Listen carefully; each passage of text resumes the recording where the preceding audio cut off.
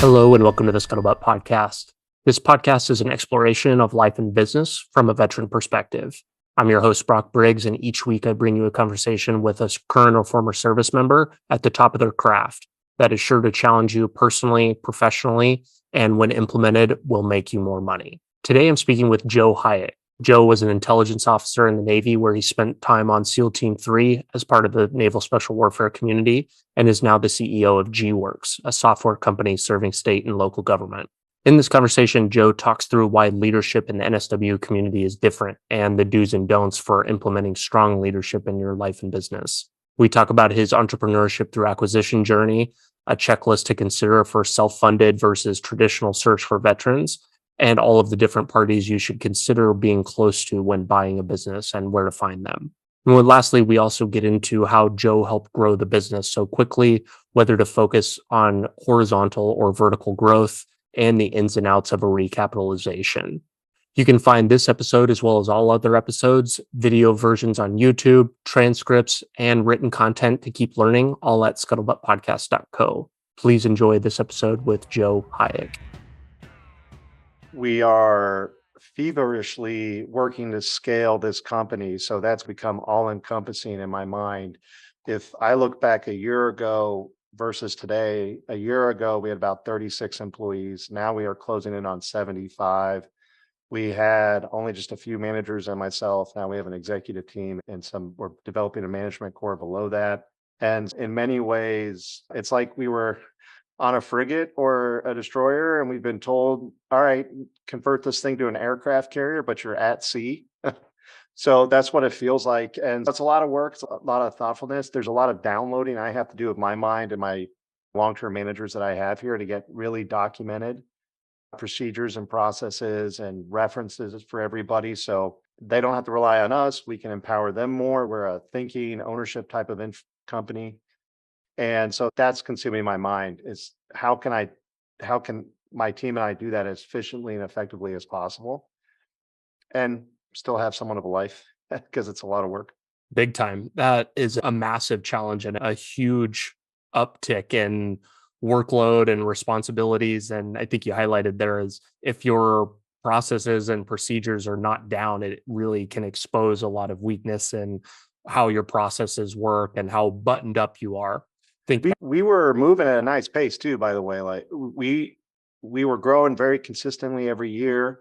We only had between 30 and 40 employees at any given time. So it was, I don't want to say we were complacent. We were comfortable in the speed we were moving, which was still a faster speed, but not as fast of a speed as we are now. When you do these things, right, things are going to break and everything is broken for us. And so that's a good thing because it shows us what we need to address. It's just a lot of work up front to get those things addressed. So we're just working through that now. And in a few months from now, we'll be in a totally different spot.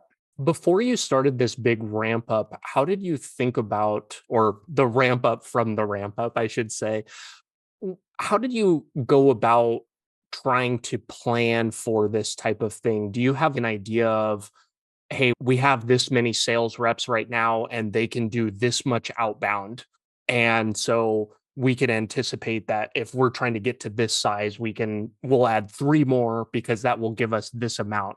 And then subsequently, we're going to get X percentage of those as customers and then work backwards on this many people to support. Is that how you're thinking about that? Or what has been the process that you've gone headlong into this with? Yeah. So the funny thing, of course, to start with is I've never scaled a business from, we were growing 15% a year top line year over year, like clockwork organically. We're trying to do 2, 3 times that now. And so it's a lot of math. It starts with math, right? So if we have 4 salespeople and we want to do 3x the amount of sales now, does that mean we need 12 to your point? Or does that mean can we do it with 10 or do we need 15? And what's the composition of that team? Is it just pure hunters? Or do we need things like business development reps who are doing outbound calls? And then how do we think about marketing? Do we need to grow our marketing team because we need to do more marketing efforts to make sure they're contributing an appropriate level of pipeline every week? So it's just not all on sales. Those things all come into play. And then there's these domino effect, Brock, as a result. So our business has always been oriented towards profitability because we were bootstrapped. And so everything we did relied on the cash flow of the business. We were continually reinvesting that.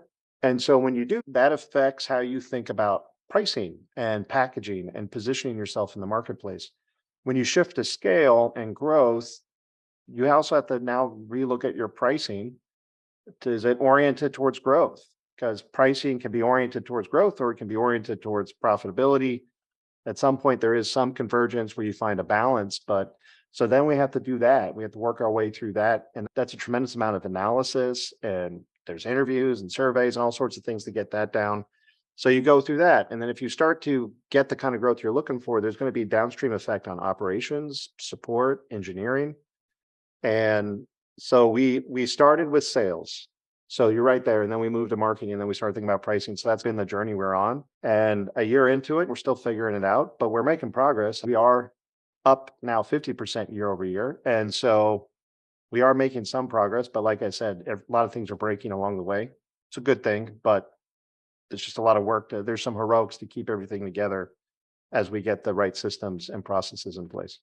Will this process make your organization more efficient in the long run? Are you guys going to come out of this and have, now that everything has been broken officially or about to break, will you guys be able to go back and remove technical debt or other ways that, like, processes that weren't clearly outlined, and come out largely more efficient and leaner, even though that you're growing? There is an eye towards that, and we've always had a scrappy attitude of what can we automate first? When is it the right time to actually add more people? That's still there. That's still part of the process, but there are some key things, that essential things that we just need. But yeah, we'll move towards that and continue to move towards that because that's important. I'd rather have a effective team that's a little bit on the lean side, that you can incentivize more, they can do their own things to build for their families. And then we try to automate or address in some other way the other things. And then one more layer of complexity to add on all this scaling we're doing.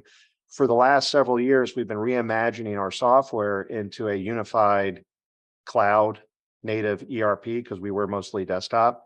So that's been a 4-year journey. We're working to get that all done this year. And so, yeah, that has allowed us to address a lot of technical debt. It's allowed us to build more automation tools, self-service tools into our software that eases the burden on support and operations and more empowers the user. And the software is simpler to use. So we are mindful of that, certainly our product and engineering departments. Got one more question and then we can zoom back to an introduction. Is there an underlying theme that you are seeing that really highlights the opportunity that you guys have to work on, or maybe something even that's really catastrophic that you maybe didn't know about that you are now addressing because of that? That's a great question. And yes, bottlenecks. We know where our bottlenecks are. And that became very clear, has become very clear over the past year. And those bottlenecks are pretty simple. It's just a few people. It's myself and it's a couple of my managers. When you're small and scrappy, you're more involved in the day to day, you're more on the front line. And so therefore things just naturally more flow through you. As you scale, I've certainly done this over the last several years, but it's more important now. I'm not managing people anymore. I'm managing managers who are managing people. And there is an evolution there. I cannot be the bottleneck. I can't have anyone else be the bottleneck. That is the biggest thing. Underlying theme here is I need to get out of everybody's way. And a couple of my other managers who've been here with me for a while, they need to get out of everybody's way. I think that's good practice, especially if you're really focused on hiring good people and not just whoever walks through the door. You need to give them the room to breathe and the responsibility and the authority to do that. Kind of push that decision making down and let them run with it. It surprises me too that we do shock people a little bit. We tell them how we are, and then they get here and they say, "Well, you weren't kidding. You really want me to think for myself." I, so I don't. Why is that so unnatural? I don't know. I fight this. As a, I've been here for a long time. I know that I can jump in and do something perfectly as I define it. When you delegate things down, you're relinquishing that. There's a huge embedded amount of trust in delegation. That's people struggle there. I've certainly struggled there. I don't think I struggle there anymore, but managers, especially junior leaders, do, and they tend to want to keep control. And then as a result, people will respond to that. I don't remember who said it, but I'll have to look them up. But they said something to the effect of people will go to great lengths to avoid thinking. And I'm paraphrasing. And there's a lot of just click whir that we do as humans that's embedded in us from thousands of years of evolution. And I think that kind of plays into that. But if you fight against that and you empower people and let them to think for themselves and take action and know they can be wrong, because most things we do are a two-way door. We can always go back and correct quickly. It does have a long-term positive effect once they buy into it. We typically, when we have turnover here, meaning we have people that are leaving or we choose for them to leave, that's one of the biggest things where they struggle with is just really owning their role. There's a fear there. And it's on us as management to say it's okay to make mistakes, not ethical ones, of course, but it's okay to make mistakes so long as we learn. We can always course correct at any time. I think it highlights too how much bloat there is in large organizations because people aren't really actually responsible for things. And usually decisions just keep getting kicked up the chain and nobody's really actually making a thought on something. It's up to this other person.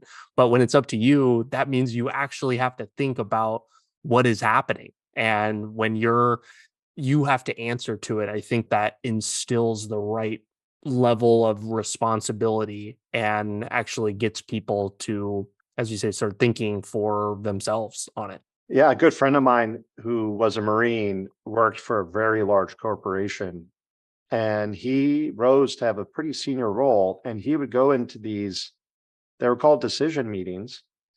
And he said there'd be 30 executives in a room. There was no clear agenda, there was no clear decision maker. And he said decisions wouldn't get made. No one wanted to be the one who stuck their neck out and made the decision and then potentially be wrong. And he saw himself being affected by that. He was miserable and he had to get out of that. Now he owns a small business, he's running it, and he's just much happier. There is definitely, I think, that in the military. I remember when I was in business school, one of my professors was a submariner a long time ago. And he used to tell us all the time, large corporations are more military than the military. So if you really love the military, go work for a large corporation. It'll feel like a warm blanket. But if you struggle with some of those things in the military, you should really be thoughtful about what you do when you leave here. I feel like that warm blanket, just to finish that thought, that warm blanket in my mind, and I don't, it's if it's right for the right people, it's right for them. But for me, that warm blanket ends up just suffocating you. I'd love for you to give me kind of the introduction to Joe. Give me 2 to 3 minutes at a high level of what lands you as the CEO of gWorks today. Sure. And I grew up in Omaha, Nebraska, and that plays back into when I did my search. And my wife's from here too. Went to Notre Dame for my undergrad degree. 9/11 happened when I was in undergrad, and I was a history nerd growing up, and I felt compelled to serve. And so I sought to do that. Unfortunately, the ROTC programs were all full at Notre Dame at the time. And I eventually found a program that I could pursue through the Navy, which is what I landed on in intelligence. And I was really gung ho about that. And went into the Navy, became an intelligence officer. I joined the Navy for the specific purpose of doing special warfare intelligence. That's the only thing I wanted to do. Of course, the Navy in its infinite wisdom sends me as far away from that as possible. My first job at the Office of Naval Intelligence, but I was able to find my way in, if you will. And then I spent most of my career in Naval Special Warfare Intelligence. When I got to around the 8-year mark, I was about the 7-year mark, I started thinking that I should transition out. I eventually came to that decision and left. I went to Harvard Business School to get my MBA. For me, that was the right decision. A lot of people tend to poo-poo the MBA program, especially if they've been through it. Like, oh, you don't need an MBA. I think, like anything in life, it's comes down to the person and what are you trying to achieve and how does it fit in that path? It definitely fit in my path. It doesn't fit in everyone's, but it definitely fit in mine. It was when I was in business school that I had no clue what I wanted to do other than something maybe entrepreneurial. And I learned about search funds in the spring of my first year. It's now more commonly referred to as entrepreneurship through acquisition. This was 10 plus years ago now, 10 years ago. And I was hooked. This is what I'm doing. I burned all my boats. I did no recruiting. I solely focused on becoming a searcher. I was so concerned that if I had a plan B, I would do the plan B. So I just focused on this. I'm glad I did. I left, raised some money. I was backed by a couple of investors, came back to Omaha. My wife and I searched, was lucky enough to find a business about 45 minutes south of here, bought that. That became gWorks. And that's where I've been for, gosh, almost 9 years now. You were in ETA before it was cool on Twitter, it sounds. Yeah. And I'm excited to hear a little bit more about that process. Seems to be like a very attractive road for vets and gives you the chance to, as we were talking about earlier, exercise a lot of autonomy and scratch an entrepreneurship bug with kind of some guardrails in place. We'll get into that. I wanted to ask a couple questions about your time in the Navy. You spent a lot of time at NSW. What were your big takeaways from that community? They notoriously, infamously, whatever one of words you use there, operate by different rules than the rest of the us seagoing folks. Forgive me there. I'm going to throw a little bit of shade, but what were your big learnings there? And how was that, or how was it not impactful to you? Sure, it's a great question. So I would start with, I don't know big Navy life. I was never on a ship. I have zero sea time. The only ships I've been on are the USS Midway and the USS Missouri, which are museums. So that's as close as I got to naval vessels, because I spent most of my time with NSW and I deployed with them. And at the time, that was Iraq or Afghanistan. There were some other places too, but that's primarily where we went.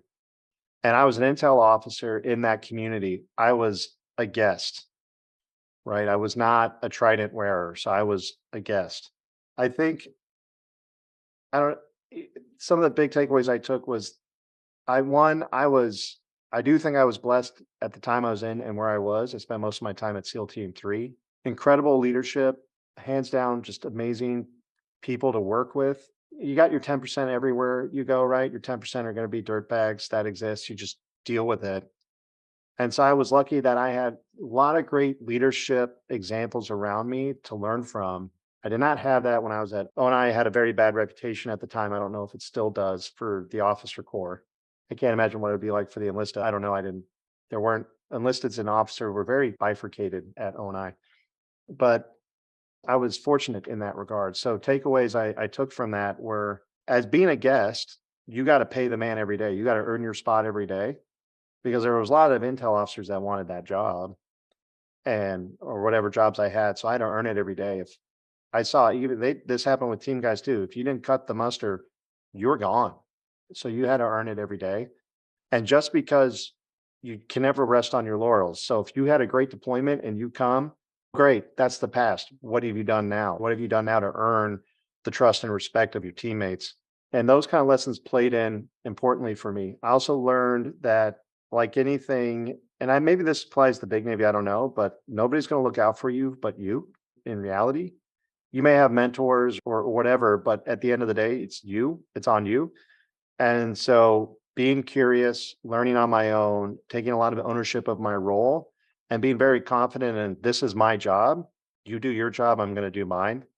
Definitely play dividends. I think a lot of when I got to the team, I thought it was important that if I was going to be an effective intelligence officer, I had to understand what the SEALs did for their work in and out. SEALs are notorious for just leaving publications and SOPs out laying around when they shouldn't. So I would pick those up when I was on the duty officer, and I would just sit down and read them. And I read through all their pubs. I requested to go on all their training. So I wasn't able to go on everything, but I went on a lot of the ones that mattered the most with understanding how they operated. And so I understood my customer. I saw them, if you want to put this in business terms, I understood my customer. I understood their needs and their pain points and where I could bring value.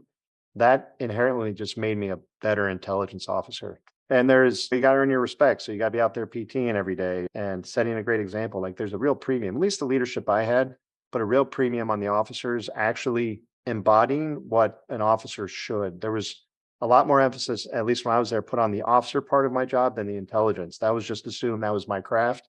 I should know it. Will get me additional training to be better at it. But I'm an officer too. SEAL officers, they're officers. There's a premium put on being on an officer. It was an entrepreneurial environment to some degree. We got our mission right, we got our orders, and then we carried out the best we saw fit. And there was a lot of ownership pushed down. If you think of Jocko Willink, who I actually got to experience several times, he writes about this stuff, and that's how it was. That's what I experienced. So I know some other intel officers who had a very different experience in the Navy. I in the NSW community, I think I did a good job because they kept asking me to stay. Most intel officers after a couple of years were pushed back to the fleet. And so I there's this I think about my time often from a leadership perspective, and am I measuring up to the examples that I had around me? And I was just blessed. So I hope that's a long walk around the barn, but I was it was a very impactful experience for me. You talked about the communication, and it sounds like the camaraderie that is developed in a small unit like that has got to be just astronomical. Can you maybe compare and contrast that to ONI and why that was different? Like, why are these kinds of relationships able to be built in that environment, but not in another? Because that's something that I kind of experienced in the traditional fleet, we'll call it, and really saw a breakdown in like a missing. I joined the military kind of for these like deep bonds and felt it to some degree, but not anywhere near the level that I thought that I would. And people that I talk to, such as yourself, speak to that there, and that maybe more community based. What was preventing, we'll call like a more traditional command, from having that than where you were with them? I think part of it was in NSW, you very much felt like you had skin in the game. So everything you did was geared towards, we did an 18-month workup to deploy for 6 to 8 months. Everything you did in that workup, when it was your individual professional training, when it was training with the troop, and then training with the squadron, was all geared towards training like you fight. It was all geared towards being effective once you got down range. And it was very top of mind because I, as an intel officer, was keeping very much in contact with the intel officers that were downrange, and the SEALs were doing the same thing.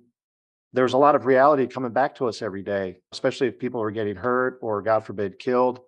There was just, the stakes seemed higher. It felt like you had more skin in the game. So you cared deeply about not wanting to let your teammates down. I think that played part of it. I also think the leadership that I had, as I mentioned earlier, they were stellar.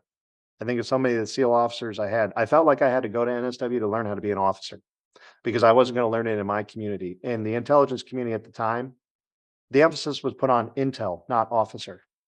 And I wanted to be an effective officer. I wanted to be good at that. That to me was part of my craft.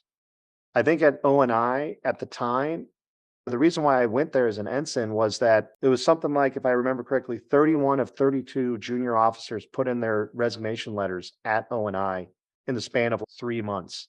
There's just this toxic work environment. And I think it came down to a few things.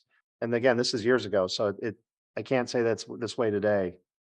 You had a mix of officers and enlisted, right? So you had a mix of military, then you had government civilians, and then you had government contractors. There was one department within ONI, at the time it was called Trident, and it was doing specialized intelligence for NSW. That's where I got into this world. That's where I got into NSW. Other than that, everybody else in the command, it felt like there was no skin in the game. I was on the watch for 18 months, and we would communicate with ships in the Gulf or somewhere else in the world, depending on which PACOM or which PACOM, CENTCOM, whatever we were responsible for. But there was just people on chat, and you would pass them information, and there was a wall in a way, right, between you and reality, and it was just all digital. And then at the end of your watch, you just went home, and that was it. And I would say, at least when I was there, for the most part, the leadership, especially the military leadership, was poor. In fact, I learned, but it was good because I learned a lot of examples of how not to be a leader or manager from some of these leaders I had. And my one knock against the intel community, and I don't know if it's changed, but gosh, I hope it has. was if you failed in some other community, instead of leaving, they would just transfer you over to Intel. So it was like we got the bottom 10% of where else that was in the Navy. Not always true, but a lot of times it was. And you would definitely see that. I definitely saw that at O&I. And the junior officers that I worked with while I was there, we worked really hard to be great at what we did despite our leadership. You have the E5 mafia, right? In the Navy. There's also the junior officer mafia. Like we bound together too and are band together too. And we wanted to be really good at what we did to in spite of the poor leadership that we had. So I think the big skin in the game feeling was the big difference. And then the final thing was just competent leadership. You talked about leadership traits or individuals that you don't want to emulate. One of my favorite podcasters, Chris Williamson, host of the Modern Wisdom show, he talks about this concept of negative role models a lot. And he uses a lot in the context of as a child, you're seeing your parent and you grow up and you say, I want to do anything but that, especially with like really harsh environments. So it sounds like that was maybe that for you. Were there particular traits or actions that was being used in that environment that you're saying, I'm not going to do that when I'm the one that's making the decision? Yeah, there's one leader that comes to mind from O&I. This guy was '04. He got promoted '05 while we were there. He ran the watch floor, so he oversaw it.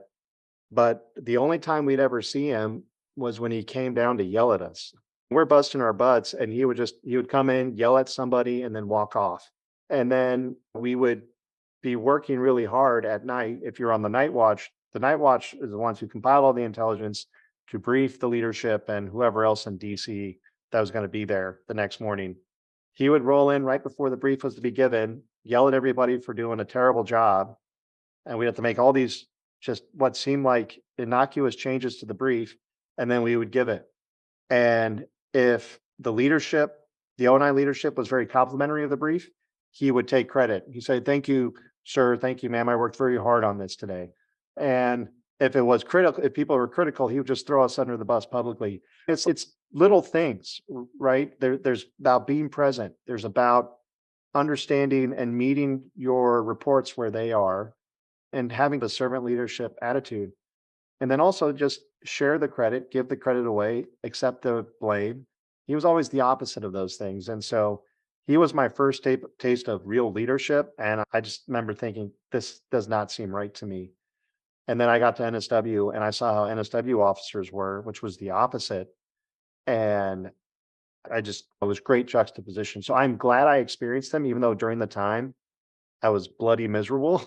But I'm glad I experienced that because to your point, this kind of anti-leadership profile, it was good. Hopefully I don't have those traits. One of the larger problems that I believe the Navy to have specifically is they really force this compartmentalization and focus on your trade rather than developing like an entire individual, because there doesn't really seem to be a care for anything beyond exactly what you're working on and like what your one thing that you're responsible on.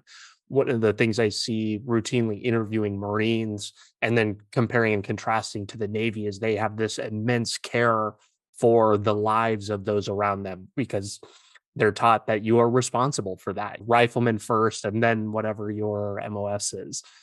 And I think that is very evident in how people in the Navy act, because if it doesn't concern what your job is, it just doesn't matter.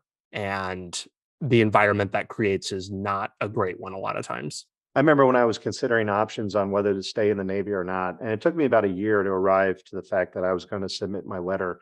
And on any given month, I felt something different. But one of the things I was interested in was going to postgraduate school. But what I wanted to do was go to postgraduate school to get an MBA.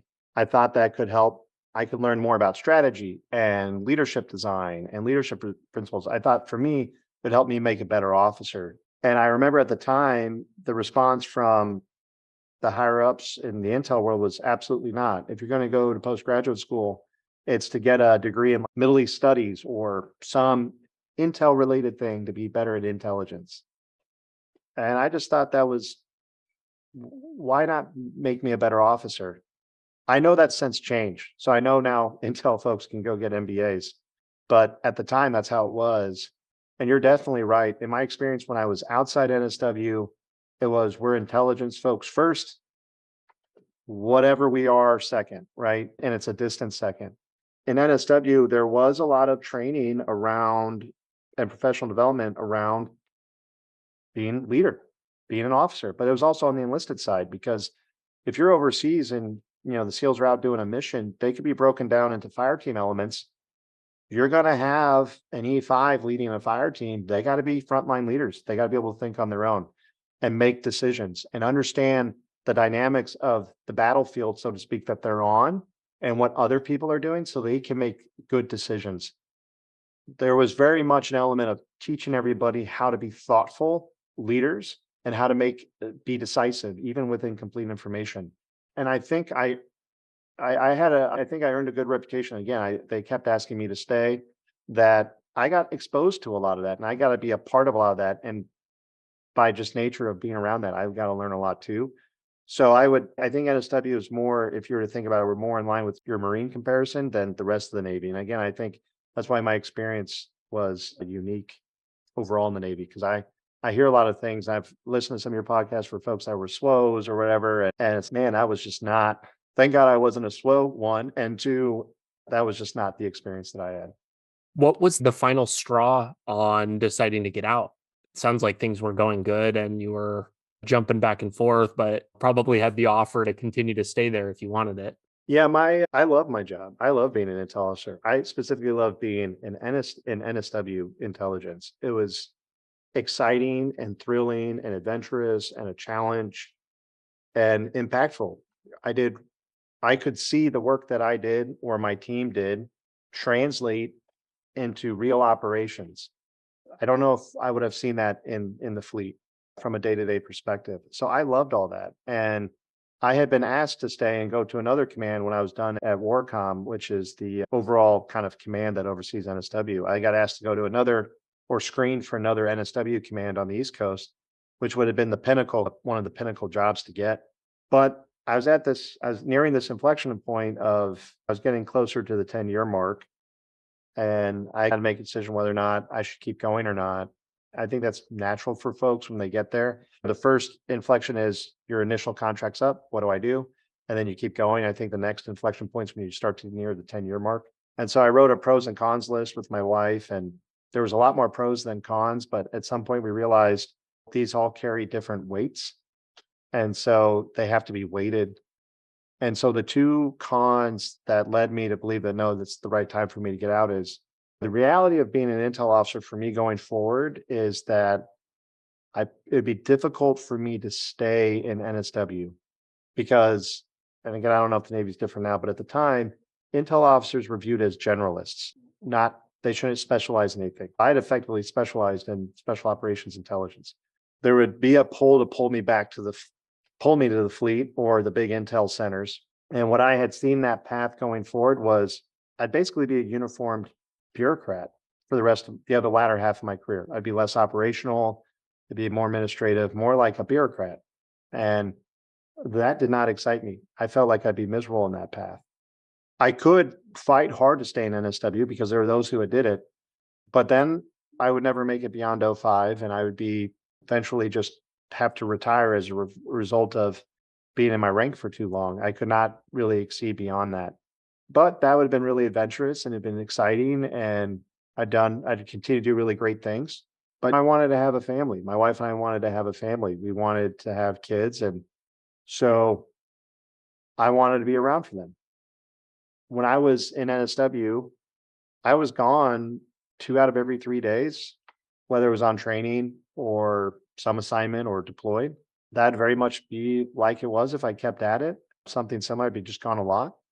And so, while it doesn't make sense for me to stay in NSW because while I personally will have an exciting life, I won't be present for my family and I won't see my kids and I'll miss that and I'll drive them miserable and eventually I'll be miserable.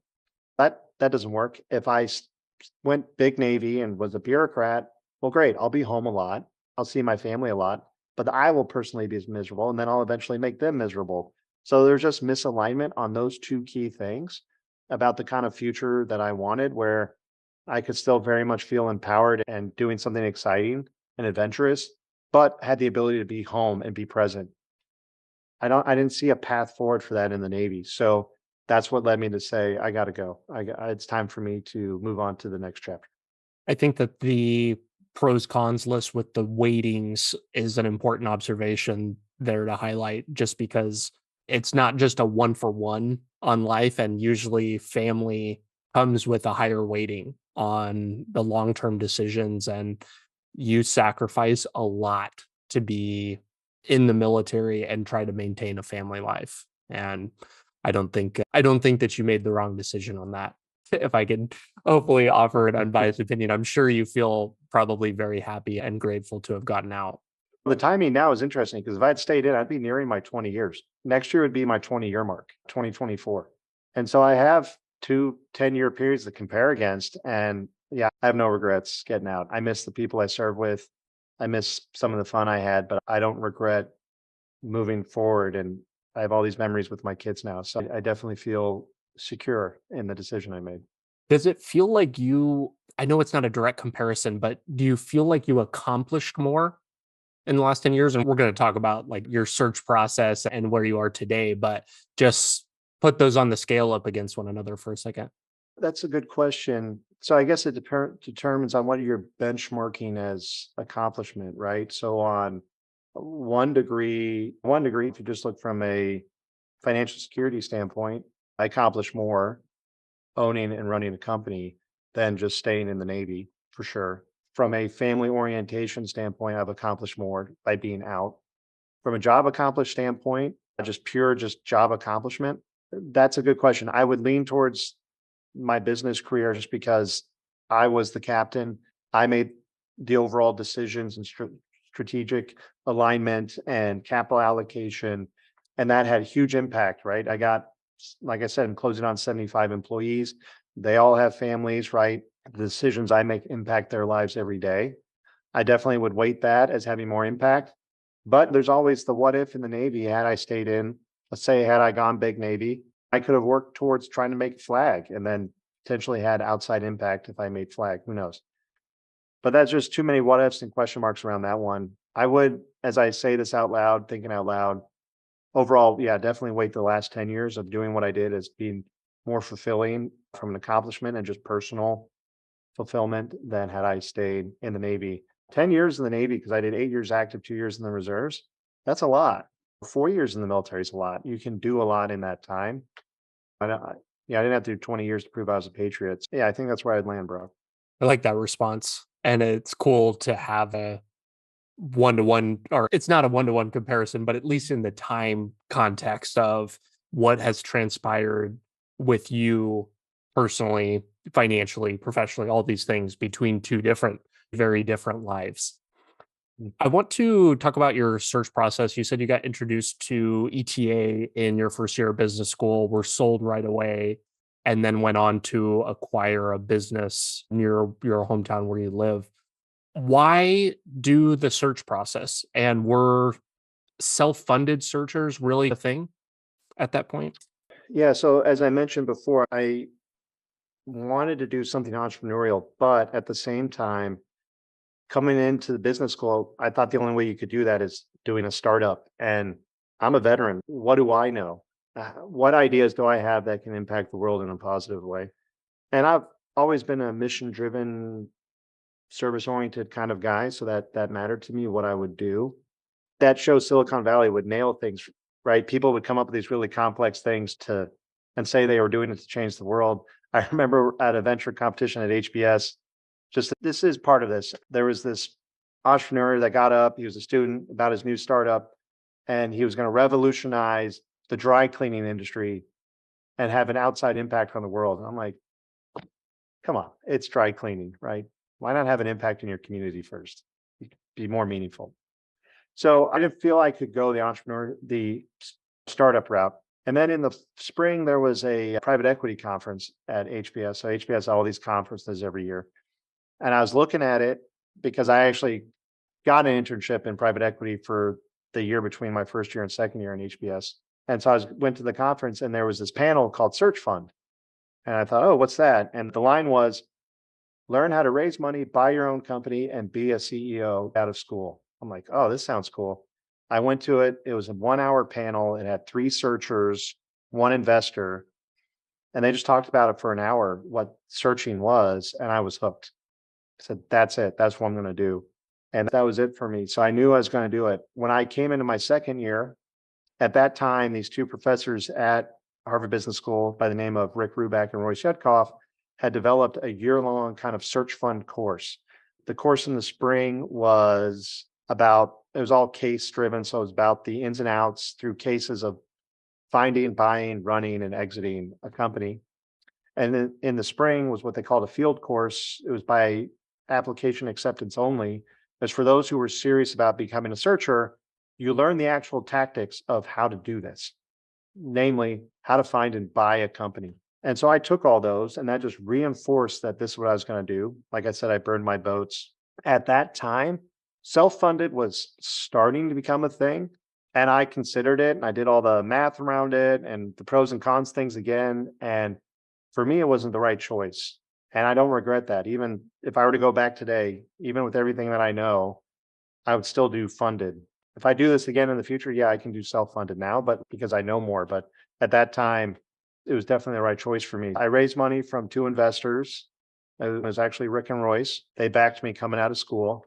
And then I started my search. So since that time, self-funded has evolved immensely. And so have a lot of different other types of models in the search world, right? You have accelerators and there's holdcos and independent sponsors become more popular.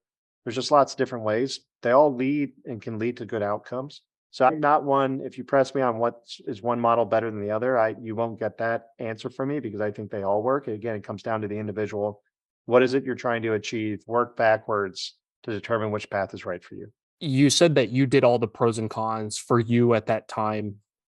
What were I don't know, take that into today's context, and yeah, you have money and that wouldn't maybe be the same equation now, but what were those things that you were considering? And what should be on somebody's list, let's say a veteran today who's considering those options, and we'll let them make the decision for themselves, but at least the items to think about when it comes to considering which path to go on. Yeah, so there's a number of things I would put on a checklist that I consider first and foremost is financial. Do you have the means to financially support yourself to do a search? Whether that's your savings or your spouse has a job and can help provide an income so you guys can have a life and while you search. For me, answering that, coming out of the Navy, putting all my savings towards paying for business school, I had no money to my name leaving. And my wife had worked in the wildlife sciences. So she had been a zookeeper. She was actually a dolphin trainer for the Navy as a contractor, right? So none of those things were transferable back to Omaha, Nebraska, right? There's no Missouri dolphins that she could go, Missouri River dolphins that she could go look out for. So we had nothing coming out of there. So that was one. There were some programs at the time where you could get some money, grant money to help fund it. But even then, that was not right for me because the next thing on my decision list was I'm not sophisticated yet in this world. I'm still learning. I'm very much green, right? To use a Navy term, I'm an FNG, right? I'm a new guy. We all know what the F stands for, of course. And I was concerned about a couple of things. Broken deals are really expensive. So if you're self-funded and you have a broken deal, that could sink you because of the cost, depending on how far you get into it. So my big concerns were, can I tell a good deal from a bad deal? If I get a deal under LOI, do I know how to negotiate all the purchase agreements and due diligence things that go into it effectively so that A, I increase the probability of this thing closing, and B, I don't inadvertently screw myself on the other side of it when I become an operator. You have enough risk you're incurring. Yes, it's somewhat calculated and somewhat mitigated, but you're still, as a first-time CEO, bringing on a lot of risk when you step into a business. And so you want to mitigate as much as you can. And for me, mitigating that was, I want to find a good business. I wasn't looking for a perfect business or a great business. I was just looking for a good business. And I wanted to be able to effectively get through the LOI due diligence period without shooting myself and bleeding out right after the deal got done. And that there are a lot of things that play into that, not just deal terms and reps and warranties and all that, but working capital and all that. Like all this stuff plays in. I needed some sophistication. For me, it was also important to have mentors, right? When I was in the Navy, that's all I was about. When I was in Notre Dame for undergrad, I was solely focused on going into the Navy. And that's all I prepared for. I never thought about business. And so it was important to me that I had mentors that I could turn to and help me learn good from bad, how to think through things. So that also played into it. And then I think the final thing on my checklist was, what am I trying to achieve? Do I just want to run a lifestyle business, or that can just come in, does the same thing kind of all the time and provides a nice lifestyle for my family and I? Or do I want to build something, take something that's small and build it into something larger and in more enduring and more dominant in whatever it does? For me personally, because I have an ambition to excel, that was more appealing to me than doing a lifestyle business. If I were ever to do this again in the future, I'd probably be, just because of age and where I am in my life, maybe more geared towards a lifestyle company. But again, there's lots of different paths. So when I see people do the self-funded route, they tend to be a bit more open about the business they get. So they're more agnostic about the industry. Those businesses tend to be smaller. These are businesses they tend to run for 10, 20, 30 years. So they're more lifestyle oriented. That fits more with maybe the self-funded model. And that's broad stroke for the people. That's what they want in life. Perfect for them. That's just not what I wanted. So those checking off those checklist things, that's what pushed me towards raising money and being funded from the get-go. Those are really good criteria. I really like that, and I haven't heard somebody articulate it that way, but I think that and like broadly captures a lot of the main points that people ought to be considering for the search process and qualifying which route that they ought to go. And even if it's not a question of which route, those are good questions anyway. Thinking about the future, thinking about money, and thinking about the experience that you being honest about what you actually bring to the table when it comes to all of that. Point right there is you have to be honest with yourself. You really have to take an open-eyed self-assessment of where you are and where you want to go. And if you do that, like I said, there's a bunch of different paths you can take. One of those will be the right one for you. And then you can go and do that path and be wildly successful based on how you define success. That's why I don't say, oh, there's a lot of clickbait out there with people that says this version over that version. And this is why. It's also because it's a bit self-serving, because whatever they're doing, I am not that way. There's lots of ways to win in the ETA world. I had a question about the first point that you brought up, the money thing. Do you think that people can be a full-time searcher while they're employed at another job? Yeah, that's a great question. There's a lot of discussion around that, right? Can it happen? Can it be done? Yeah. Yes, it can. I'm sure you'll find examples that it can be done. For me personally, based on my experience, this to me was a full-time job. I had to give everything I had to it because I was funded. I had a ticking clock, right? I wanted to give all that I could. Even if I was self-funded, I'd want to do that because again, from just how I ran my search, I was a big believer in getting in front of owners as soon as I could. And you strike up a really good conversation, you build instant rapport with somebody, and you say, hey, I can get in front of you tomorrow. You want to be able to get in front of them tomorrow. And whether I did a regional search, which was unique at the time for a backed searcher, but it's much more common now. And especially self-funded tends to be regional. Sometimes they tend to be just as city. You need the flexibility to be able to run your deal. And I will tell you that when you get to, and this is still true to me, because I've bought 4 more companies under my current company since my original deal. So I've done a lot of follow-on acquisitions.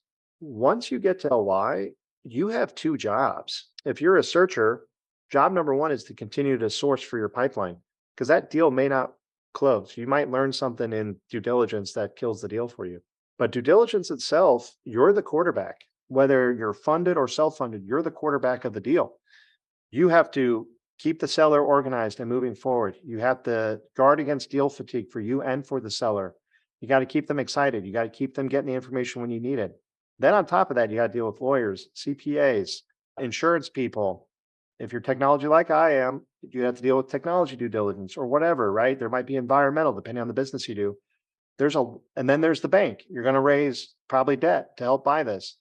Those are a lot of different stakeholders and parties you got to engage with, and you got to have the ability to do that and be full time about it. So I do land on that if you do a search, it's a full time effort, but I fully recognize there have been people that have pulled it off that when they've done it part time. What I'd be curious about for those people, if you were ever to talk to them, is what kind of company did they buy? I would wager that they're not buying a company doing 2 or 3 million in cash flow a year. They're probably buying a Main Street business, throwing off a couple $100,000 of SDE every year.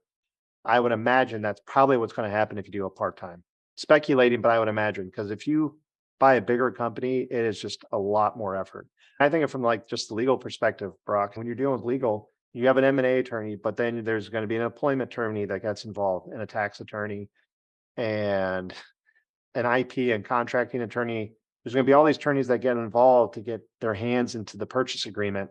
You got to manage each one of those. And as the quarterback, it just takes up so much of your time. One of the things that you mentioned as you were like talking about reaching out on deals and stuff like that is the network that you built. One of the things you talked about in your interview with Alex Bridgman is the value of the network and what that brought to you in the process of the search. Can you maybe unpack why that's important? And obviously, you meet a ton of people as you're going through this process. Maybe not every deal is right for you, but you're probably going to talk to 1,000 people at least in a very short amount of time. What did that do for you? And maybe how should people think about being an asset to their network, meeting the right people? Where can they go to find those people? And anything else, any other thoughts that you have on that? That's great. There's a lot to unpack. So let's just start with searchers in general, right? There's a lot of searchers that are out there. When I did my search, so that was back in 2014, at that time, it was the largest cohort of HBS searchers that had started searching. I think it was like 12, which seems really small today. There was just not a lot of searchers coming out of HBS. And in general, at that time, a lot of us were doing regional searches. Some were doing national. The roughly dozen that were out there, 10 of us didn't view each other as competitors. It was, hey, let's help each other. If you come across a deal that's not in your market and you look at it and it looks like a compelling deal, give it to someone else in another region. Just pay it forward. It'll come back to you. And that happened a lot. A lot of deals were shared because they were just in different regions. And part of that's because I had this aha early on, and I know others did. If you do a regional search and you're using intermediaries, you have to have a national outreach for intermediaries because they're dialing for dollars. They're calling for representation all over the country. Just as part of that, you're going to come across deals that are good deals, but they're not in your territory where you want to be. And even if you do a national search, every national searcher I've ever known has had 2, 3 locations that were higher in preference for them, and most of them ended up in one of those locations. So share the deals in your network. It can only be good for a couple of things. One, it's just good. Put good out into the world. So you give out a lot to other searchers, stuff will come back your way. And that certainly happened for me. Deals came my way as a result. Two, if you've developed good relationships with intermediaries, and I was very big on developing good relationship with intermediaries, and you're forwarding them on to other people who will look at the deal, whether or not those people transact, they appreciate that you're paying it forward. They're going to keep you in mind and they're going to keep you in the loop. So that's just searchers. Of the 2 people that viewed us all as competitors and did not share and be collaborative with us, it was interesting. Those 2 did not find a company to close them. I don't know if it was related to that or it was just their attitude, but that was interesting. Let's talk about intermediaries. So that is a source of it. And a lot of people are bullish on intermediaries and a lot of people are bearish on them. Like anything in life, there's good ones, there's bad ones, but there's a lot that are out there. I treated intermediaries like people. I also thought while I thought it was important to get in front of owners early, I also thought it was important to get in front of intermediaries early. Do a face-to-face with them so they know I'm real. You make that face-to-face personal connection. It just takes on a different dynamic to relationship. I wanted them to know that I was real, that I committed capital, I could do a deal. These are the deals I like. These are the deals I don't like. If you show one to me, great, I can do it. If not, and it's not my territory, I'll pass it on to someone else I know. And so the way I got in front of intermediaries was one of a couple ways. One, if they were within a couple hours, I just drive to meet them. Two, I would go to conferences. So there was two organizations at the time. I know they still exist, but I don't know if they still do this in this post-COVID. One was Corporate Finance Associates, or CFA, and the other one was the Association for Corporate Growth, or ACG. They would hold regional conferences and they would invite capital providers and intermediaries and entrepreneurs to come to these things. And a lot of it is just geared around deals, the M&A market. By going to those, and I went to a couple of them, I could meet 30, 40 intermediaries over the span of a couple of days and do face to face with all of them. Those connections from a networking perspective fueled my deal flow from intermediaries that, other than a couple of weeks in August when everyone takes a vacation, I never had a low volume of deal flow from intermediaries because I developed relationships with them and I helped them if I could pass it on to someone else.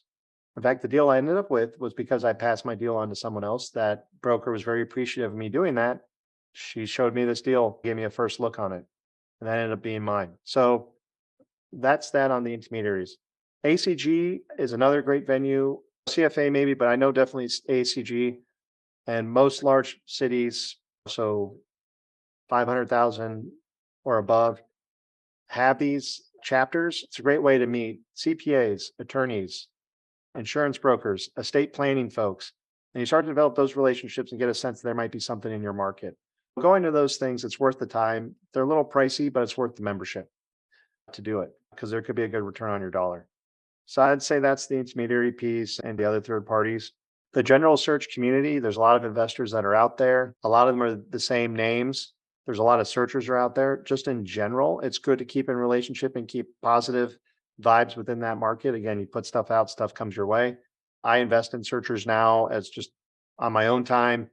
Those come to me because I've kept good relations in the search fund community. What's a way to damage a relationship in the search fund community? Tell everybody that the model they follow is a BS and only your model is the right one. So that's one way to do that. And then as you reach out to owners, whether it's proprietary or other means, just keep it friendly with them.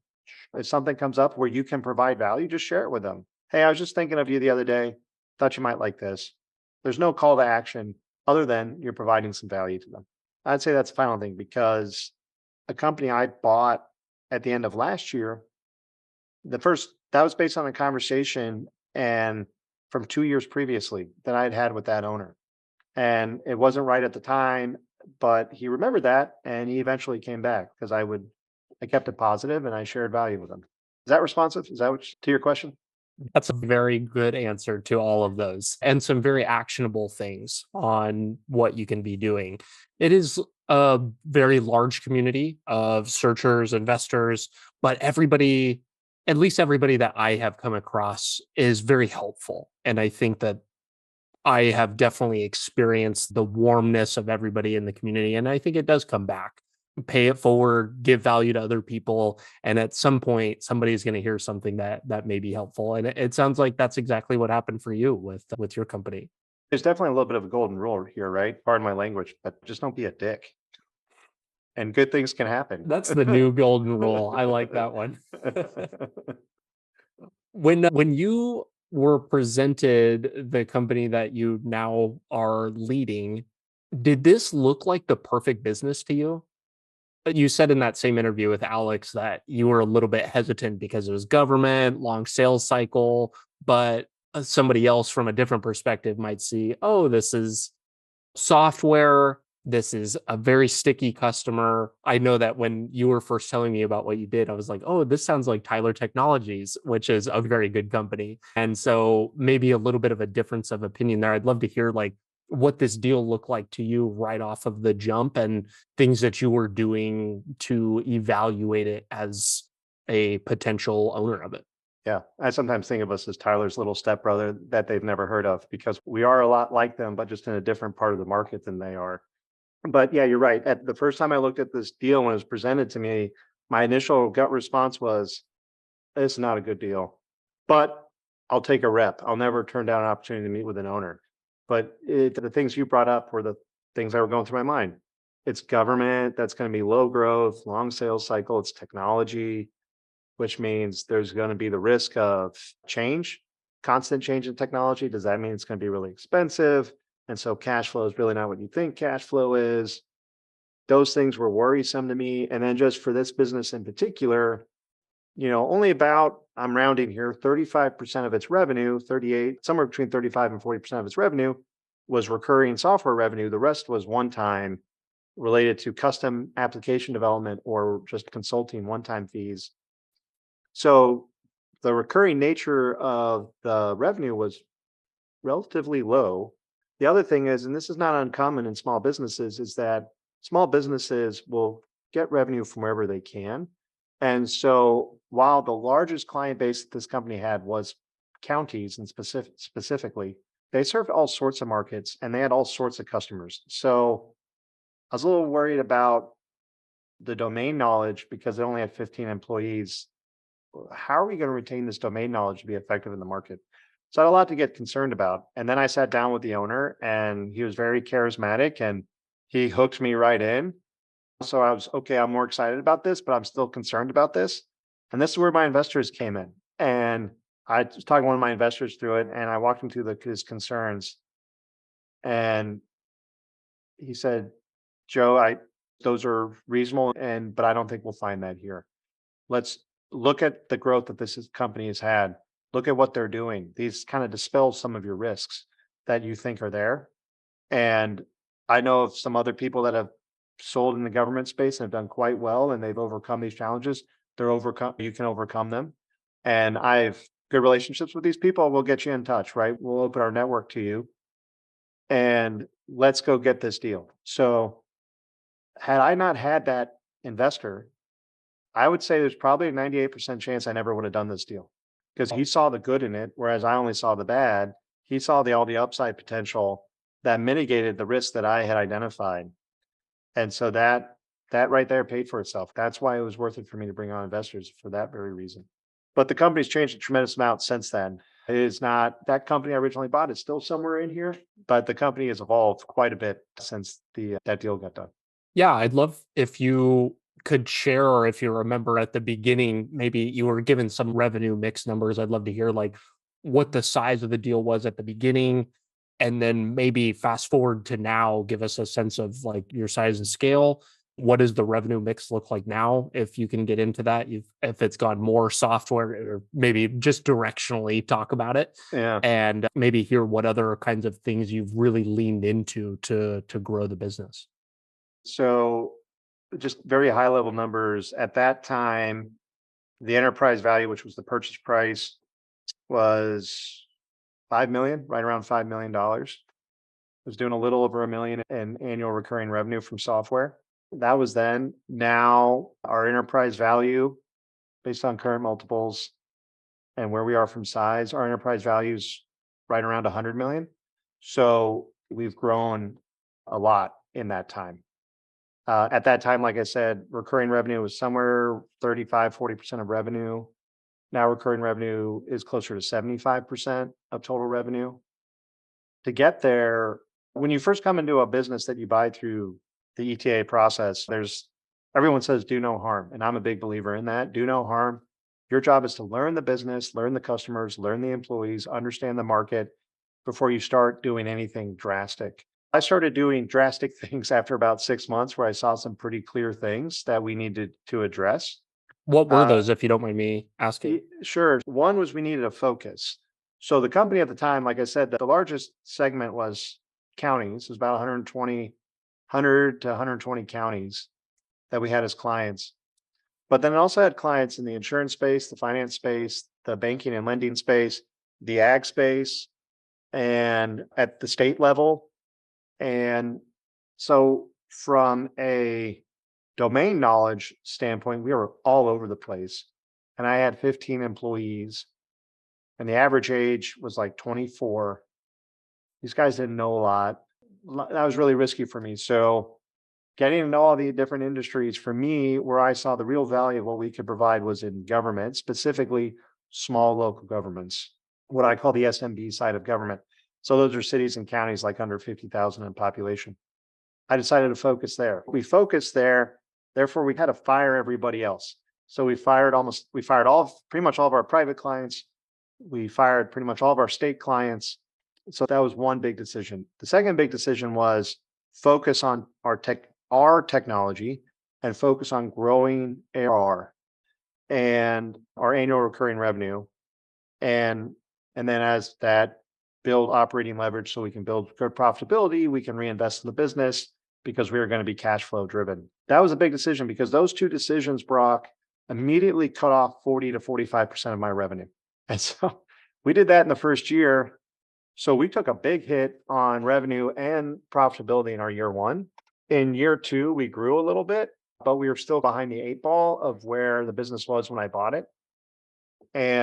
But that was really hard and really painful, but we stayed disciplined, and good thing that we did because our ARR growth started to take off. We started to expand beyond small counties into small cities and special districts and public utilities. We really started to develop a space for ourselves. And then by the time we got to year three, like these changes hooked, and then we grew. I think we grew something like 30% in year three, and then we settled in around 15% organic growth every year thereafter. But that also gave me the opportunity by focusing on one market, being kind of that vertical software play in one market. I really got to understand intimately the needs of that market. And that's what really shifted our company. I had what I call an aha about the business I was really in. And that shifted our strategy and has basically been the strategy we've been following ever since 2017. And so if you look at that, most of our growth that has occurred in business has happened since then. And yeah, it started with those two really big decisions that were really hard to make and were really painful, but they certainly were the right ones at the time. You touched on this towards the end there. I'm curious what you think about when it comes to growing a business vertically or horizontally. You said that you really dug into the vertical thing. What were the pointers saying that was what you needed to do and not to double the amount of markets that you served? Like, why was the focus so important, and what gave you the confidence to say that there is enough for us to grow like crazy if we just go in on this one sector? It's a good question. So what came down for me was the variability between sectors that then led to the amount of domain knowledge that you had to have in-house to be able to serve those sectors well. So I think if you have low variability between the needs in different sectors of what your solution solves for, you can be horizontal. If there is more variability between sectors for what you're selling, then in my mind, you got to go vertical. Government and finance and insurance and agriculture, yeah, there are some commonalities, but there's enough differences because a lot of them are beholden to regulations and a regulatory environment and compliance and things like that. There's enough difference that you have to have really good, deep domain knowledge in each one of those sectors for the technology that we were selling at the time to be effective for growth. And we just could not do that. We didn't have the cash flow to support the kind of talent we needed to have on board, or the breadth of talent, or the size of the talent, just in pure headcount numbers. It made sense just by nature of who we were to focus on one vertical that we could go deep in and solve for. So that was the kind of the calculus that went through my mind that led me to around that 6-month mark say, this is what we need to focus on. That makes sense to me. And I think that's a good framework for thinking about how to grow as a business. Cause something you said earlier that as a small business, you're saying yes to everything. And then next thing you know, you wake up 10 years in and you've got all of these different revenue lines and all these different businesses that just maybe no real synergies in between and lacks focus, as you said. Yeah, I like to say that small businesses stay small for a reason. And some of those could just be by nature of the market they're in.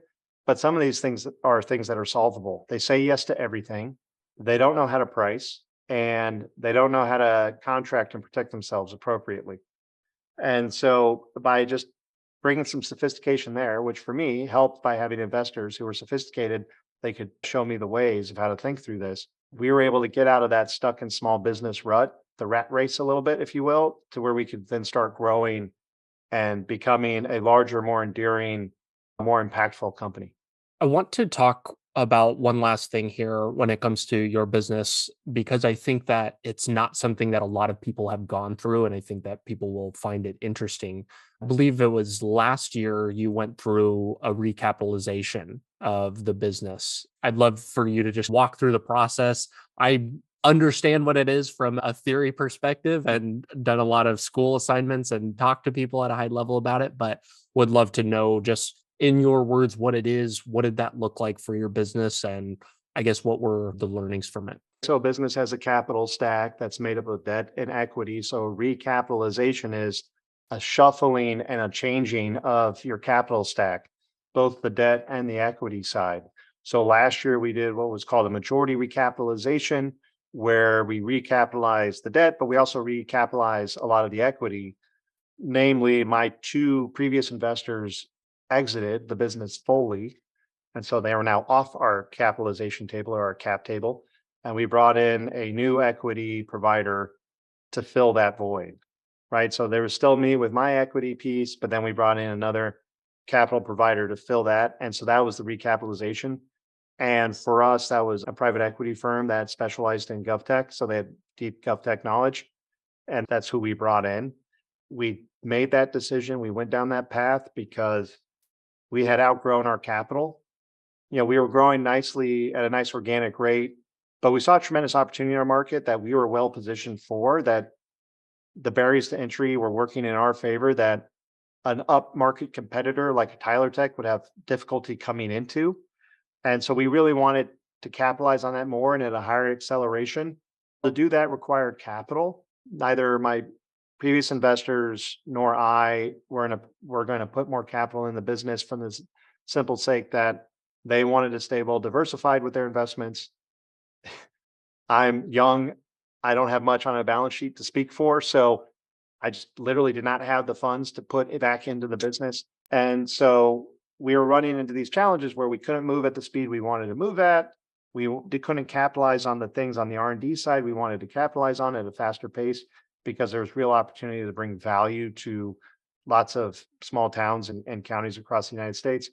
And then finally, have always been an inquisitive company. I've done 4 follow-on acquisitions, I think 4, maybe 5. I'm starting to lose count at this point since the original acquisition. The way we would acquire businesses in the past was through a combination of our debt capacity and cash in our business. Well, I was starting to develop bigger deals that we could not transact on because there was no additional equity coming into the business. So we had outgrown the capital of the business. It made sense for the business to not be encumbered in any way, that we had to do a recapitalization. And that's what led us down this path that then brought on the new private equity partner about a year ago, actually. All right. We just had our anniversary last week. What does going through this process tell you about the importance of who your investors are? If somebody is looking to go the search path or maybe wants to even be an investor in somebody that's a searcher. Obviously, people have different incentives. People generally buy for one reason, but sell for a lot of reasons. And so it's hard to pin down the reason wanting to exit something. You had talked about diversifying there, but has there been any large standout lesson from knowing who you're getting into bed with, so to speak, and the value of who those people are? Yeah, so it makes sense having an upfront conversation when you start the relationship. What does success look like for us as partners, if you will, the investors and myself? What does success look like? What happens if we achieve that success? A friend of mine who started a business, him and his partner defined success. They've achieved that success, but they didn't talk about what then. And now him and his partner have 2 very different views, right? You got to have that upfront conversation. For us, success was building the business to what we had built it towards, but with a long-term view, 10, 20 years. And because if we developed a really good company, why walk away from it? Especially for me, this is a mission-driven company. That was important. But then things happen and you have to allow for things to happen. So the status quo changed. We outgrew the capital. Typically in the search world, the CEO leads the decision to exit. In my circumstance, it was actually the investors that said, hey, these things are inhibiting the growth of the business. We need to step aside. And the big lessons tied into this for me was by having investors for this whole time that I learned from because they were also mentors for me, my deal sophistication grew. And the fact that I did more deals, my deal sophistication grew. My investors are also well known, not just in the search world, but in the private equity world. And so there is a signaling effect there that when you always try to find leverage in a deal process, right? There's people on different sides of the table, and you want to try to mitigate those things where you can if you're in the weaker position. We didn't feel like we were in the weaker position. We had a great asset and we had sophistication. So any private equity firm that we spoke to knew coming to the table that we weren't to be trifled with, so to speak. We had a sophistication about us. We understood how this worked. We understood how to talk about it in an intelligent manner. So let's get rid of all that fluff and let's just focus on finding the middle ground that works for both parties. Having that from my investors, not just from what I learned from them, but just having them definitely played into that.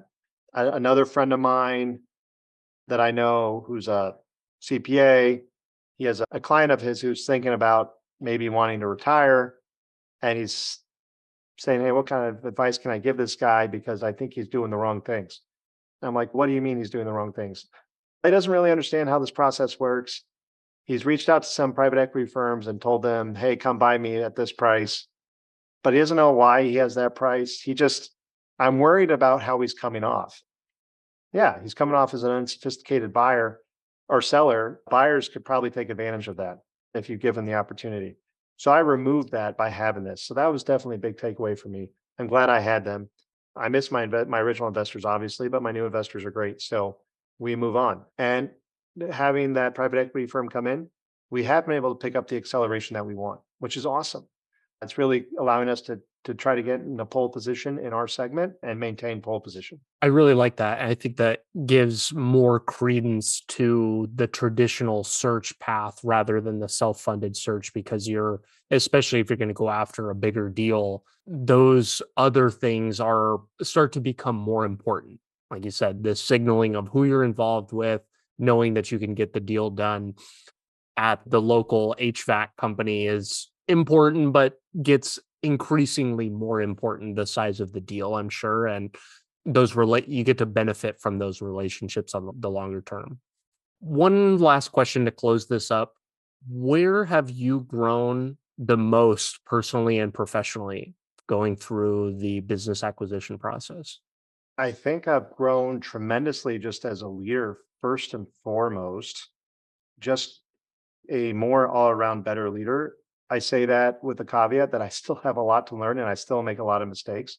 But as a junior officer in the military, there's a lot of things that you unknowingly take for granted. So, a few examples. One, when you come in the military, you're coming into a culture that's been around for a few hundred years and very well established norms and expectations. Whether they're good, bad, or indifferent, they exist and you conform to them and you live within them. When you come and buy a small business, you got to build that from scratch. When you're in the military, there's SOPs for everything, right? The Navy sails on paper. There's SOPs and references and guides and all sorts of training and professional development that you have to get through in order to do your job, whether that's to become a certified intelligence officer or whether that's if you have to go through some C school or whatever, right? You have to do things. Most times when you come into a small business, that doesn't exist. You got to build it from scratch. Also, the military is still made up of people. People are still going to want to do what they want to do. But there is some semblance of, hey, we have a mission. We have to do these things. We're going to stay here till we get it done. Not so in the business world, right? You have people, they have personal lives. This is a job to them. Hopefully, they're bought into the mission. So they come into work ready to contribute. But at the end of the day, they're going to go home to their families, and that's what they're going to think about. You have to be more empathetic and thoughtful about how you are orienting yourselves as a servant leader to get them to be effective, but allow them to be able to make those work-life choices that work for them. And so having to go realizing these things, and you learn it very quickly. Oh gosh, I took that for granted. I got to now build this from scratch. You're just more diligent and thoughtful, and then you have to learn how to become persistent over time.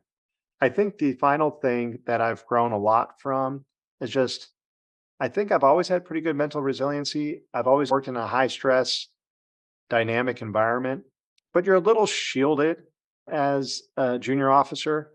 Again, part of my language, but we would often joke as junior officers, like, we're a shit umbrella. So we prevent the shit from senior leadership from getting on the enlisted, and we prevent the shit from the enlisted getting on the senior leadership. That's how we thought of ourselves. So you're a little bit encased and protected from some of the realities. Definitely from being a CEO, I've come to realize that as a CEO, my job is to orient the strategy, the mission, and the focus of the company, allocate capital the best I can because we have limited resources. So put the right money behind the right bets that we know that have the highest probability of success. And then hopefully align and grow the team behind that. Once that's in place, my job is to walk the line on the mission we're on and just get punched in the face all the time as the CEO. And then where my job comes in is my job is not to falter, not to give up, not to turn tail and run, not to fall, not to take a knee. I just have to keep going because I have to believe wholeheartedly in what I'm doing for my folks and on my team to believe the same thing. Where you can get tripped up is if someone pushes you from the back or kicks your feet from the back. That can trip you up, of course, but hopefully you can get back up.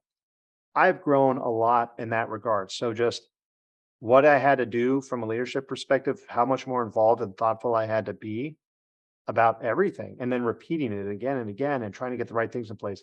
But also just the resiliency of it doesn't roll downhill in a business, it rolls uphill. And you got to have that mental fortitude to be stubbornly persistent and just not give up. I think those are some good words to live by. I know, particularly in the military, there's constant morale issues, and people want to talk about how bad the culture is, but nobody is really thinking about exactly what they want it to be and how to implement that. And being Yeah. in that seat, I'm sure, really forces you to start to think about some of those things. And definitely some good food for thought for all business owners and really anybody listening. Joe, this has been a really fun, actionable conversation. I've loved all of this. This has really been fantastic. What can myself or the listeners do to be useful to you? That's a great question. Just put good out into the world, it'll come back. Act of kindness goes a long way. I'm out there. I'm a Twitter lurker. I'm not much of a commenter, but I'm out on Twitter. You can always reach out to me. I'm always happy to talk with aspiring searchers or searchers. My time is limited, so I need some lead time, but I always make time for searchers, especially veterans who are getting into the search space.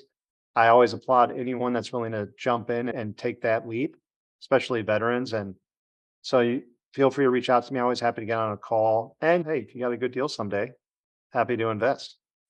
I love it. Joe, this has been great. I appreciate your time. Thank you so much. Thanks so much, Brock. It was a fun, a lot of good back and forth. Thanks so much for tuning in today. Your listenership helps me better educate people like you and the rest of our nation's military, both past and present, on building a successful life outside of military service. If you're looking for more ways the top vets are leading more effective lifestyles, building businesses, and using the resources designed specifically for you, press here for a selection of some of the best clips. Be sure to like this video and subscribe to the channel to stay up to date, and I will be talking with you soon.